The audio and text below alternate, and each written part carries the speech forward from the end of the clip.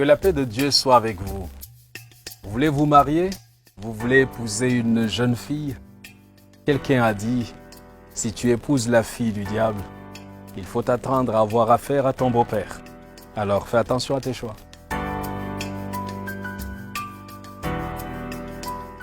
Le plus important dans la vie n'est pas de se marier, mais de rester marié.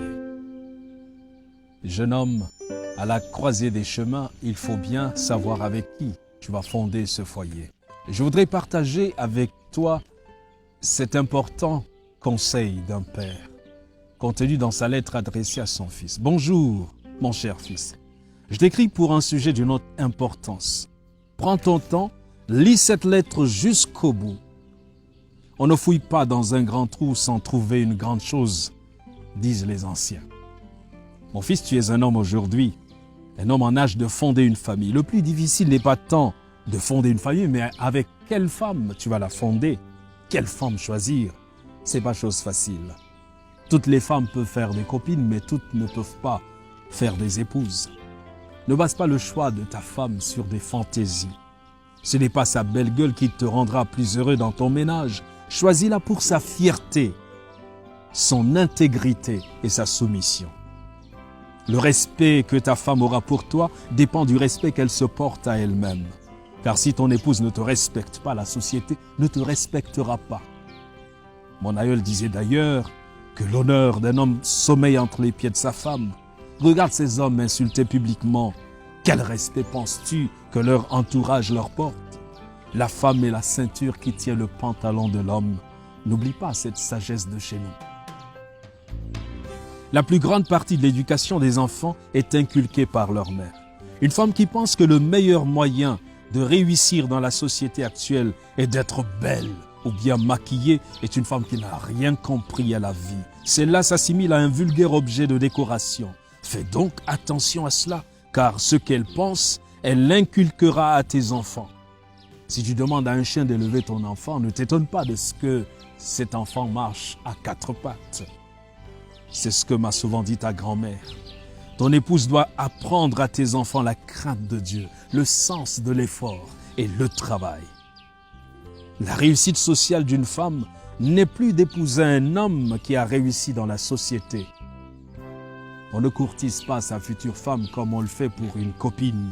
Emmène-la chez les tiens, passer quelques jours. Tu pourras voir si elle sait s'occuper d'un toit et surtout cuisiner. C'est primordial. D'où l'importance de privilégier les rendez-vous à la maison plutôt que dans les restaurants. Un repas concocté par ton épouse vaut mieux qu'un plat de restaurant. Là-bas, on ne sait pas qui cuisine ni comment. Évite une paresseuse obsédée par son enveloppe extérieure qui passera plus de temps devant un miroir qu'à veiller à la salubrité de son foyer. Pour savoir quel type de bosseuse est une femme, regarde ses ongles. S'ils sont longs et aussi lustrés qu'un meuble du palais présidentiel, dis-toi que celle-là n'a jamais tenu un balai de sa vie. Choisis ton épouse pour ses rapports avec ta famille. N'admets jamais dans ta maison une femme qui va mettre une barrière entre ta famille et toi. Chez nous, ce n'est pas deux personnes qui se marient, mais deux familles qui s'unissent.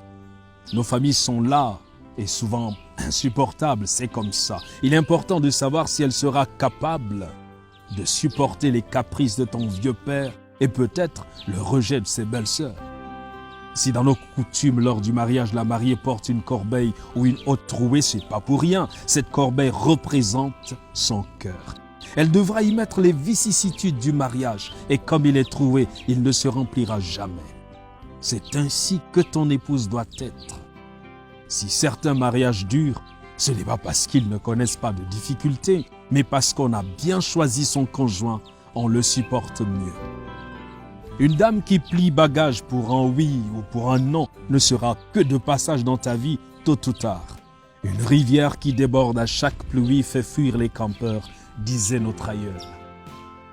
Observe les gens et les lieux qu'elle fréquente. Si elle passe sa vie dans les boîtes de nuit, les débits de boissons entourés de fêtardes et de cuisses légères, tu peux à peu près te faire une idée de celle que tu comptes mettre dans ta maison.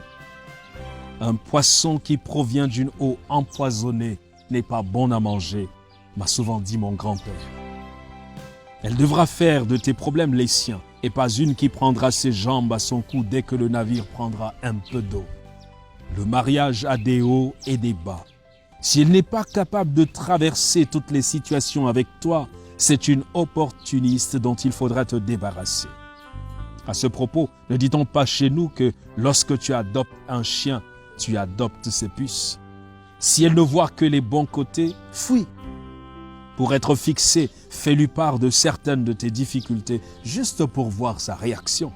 Enfin, choisis-la pour ses ambitions. Ton épouse doit être capable de te pousser vers le haut. Elle doit non seulement être une incubatrice d'idées, mais un soutien dans tes projets. Savoir te dire quand un projet est bon ou pas. Évite de prendre quelqu'un qui va constituer un fardeau. Quelqu'un qui, lorsque tu feras le bilan de ta vie, ne t'aura pas aidé à progresser. Car vois-tu, on ne construit pas sa vie pour sa femme, on la construit avec elle. Bref, pour le reste, elle apprendra car le mariage c'est aussi une école.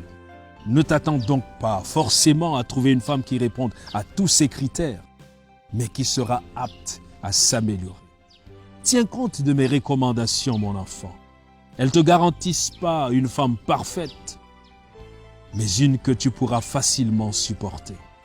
Ton père. Ces conseils d'un père sont importants après avoir pris en compte le critère de maturité spirituelle et de crainte de Dieu.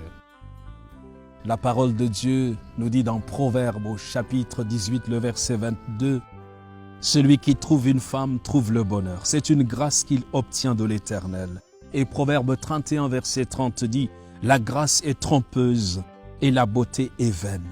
La femme qui craint l'Éternel est celle qui sera louée. » Que Dieu te bénisse.